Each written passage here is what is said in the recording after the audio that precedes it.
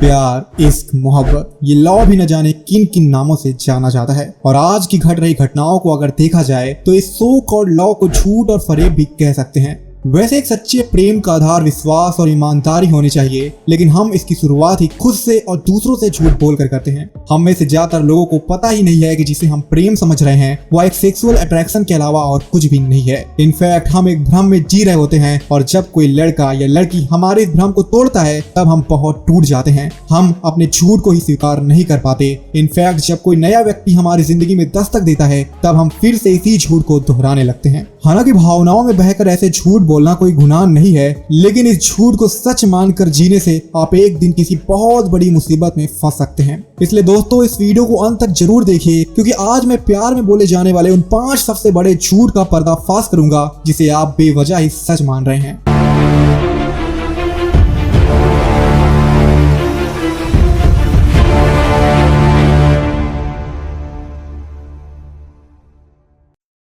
Number 1, वो सिर्फ मेरा है। प्यार में बोली जाने वाली सबसे बेबुनियाद लाइन है किसी को सही से जाने समझे बिना ही उस पर अपने अधिकार का दावा करना। आप ही सोच कर देखिए दोस्तों, आप कैसे या किस आधार पर पूरे भरोसे के साथ ये कह सकते हैं कि सामने वाला व्यक्ति आपके प्रति उतना ही समर्पित है जितना कि आप हैं। आप कैसे कह सकते हैं कि वह सिर्फ आपसे अट्रैक्टेड है, उसे आपके सिवा किसी में कोई इंटरेस्ट नहीं है। आज तो हर इंसान की पसंद नापसंद बहुत ज्यादा वेरी करती है, इसलिए जरूरी नहीं कि अगर आपको कोल्ड ड्रिंक में फ्रूटी पसंद है तो सामने वाले को भी यही पसंद होगा। हो सकता है कि वो स्प्राइट या माउंटेन ड्यू को प्रेफर करता हो। In fact law of human nature book में इस बात को बहुत ही अच्छे से समझाया गया है कि कैसे हमारा बचपन, हमारे पेरेंट्स और हमारी पर्सनैलिटी इस चीज को बहुत प्रभावित करती है कि हम किस तरह के लोगों से ज्यादा अट्रैक्ट होंगे और किससे कम। इसलिए वह लड़की या लड़का सिर्फ मेरा है, इस अहंकार को त्याग दीजिए और ये जानने की कोशिश करिए कि सामने वाले की पर्सनैलिटी कैसी है और उसे कैसे लोग ज्यादा पसंद हैं। कहीं ऐसा ना हो कि जिसे आप सिर्फ अपना मानकर बैठे हुए हैं वो ऑलरेडी किसी और की हो चुकी हो या हो चुका हो।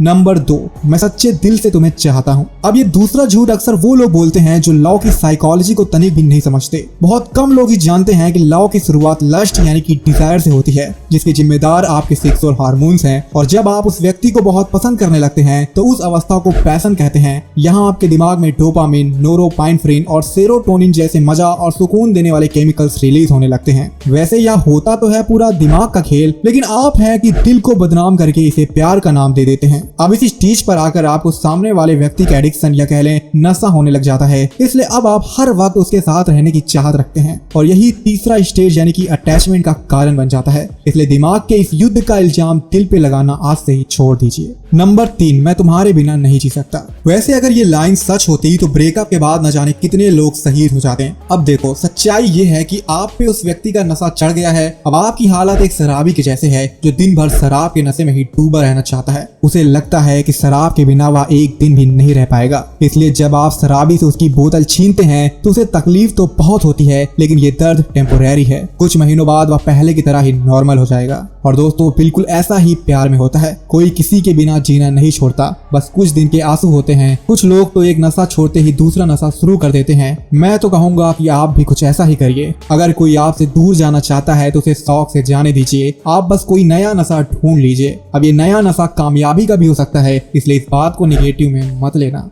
नंबर 4, वह मेरे लिए परफेक्ट है। वैसे दोस्तों किसी लड़की या लड़के को देखकर आपको कभी न कभी ऐसी फीलिंग जरूर आई होगी कि यार ये तो सिर्फ मेरे लिए ही बना है, ये तो मेरे लिए बिल्कुल परफेक्ट है। हे भगवान बस एक बार ये हाँ कर दे, अब मेरी लाइफ तो सेट है। वैसे दोस्तों अगर कभी ऐसे विचार आपके दिमाग में आए तो खुद से एक बार सवाल जरूर करिए कि क्या वाकई में कोई इतना परफेक्ट हो सकता है कि उसमें कोई कमी ही ना हो। इनफैक्ट कई साइकोलॉजी स्टडी दर्शाती हैं कि जब आप किसी को अपना क्रश बना लेते हैं तब उसकी कमियों को आपका दिमाग इग्नोर करने लग जाता है। यानी कि आपका दिमाग उस व्यक्ति की सिर्फ पॉजिटिव क्वालिटीज को ही देखता है और आपको लगने लगता है कि वह व्यक्ति परफेक्ट है, इसलिए मुझे उसके पीछे भागते रहना चाहिए। नंबर 5, तुम मेरे फर्स्ट एंड लास्ट लव हो। दोस्तों अगर आप किसी को बहुत चाहने लगे हैं तो इसका मतलब ये कतई नहीं है कि अब आप किसी और से अट्रैक्ट नहीं होंगे या इससे पहले आप किसी और से नहीं हुए होंगे। इनफैक्ट टीन एज में एक आदर्श विचार बहुत ही ज्यादा प्रचलित होता है कि प्यार जिंदगी में सिर्फ एक बार होता है। इसलिए अगर तुम्हें तुम्हारा लव मिल गया है तो उसे हाथ से जाने मत दो, फिर चाहे तुम्हें कितना भी सैक्रिफाइस क्यों ना करना पड़े।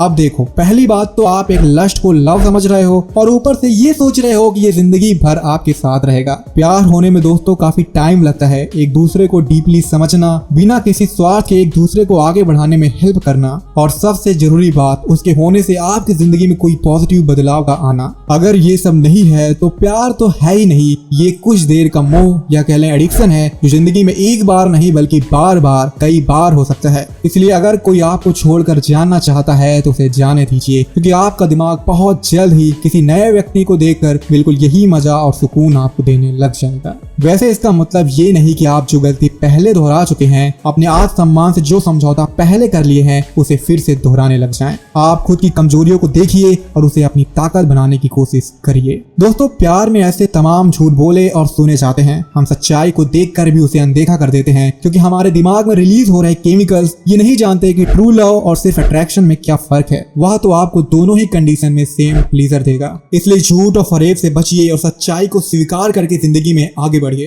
तो दोस्तों, प्यार को लेकर आपका क्या विचार है, कमेंट बॉक्स में जरूर बताइएगा। मिलते हैं अगले वीडियो में। बहुत बहुत धन्यवाद। जय हिंद।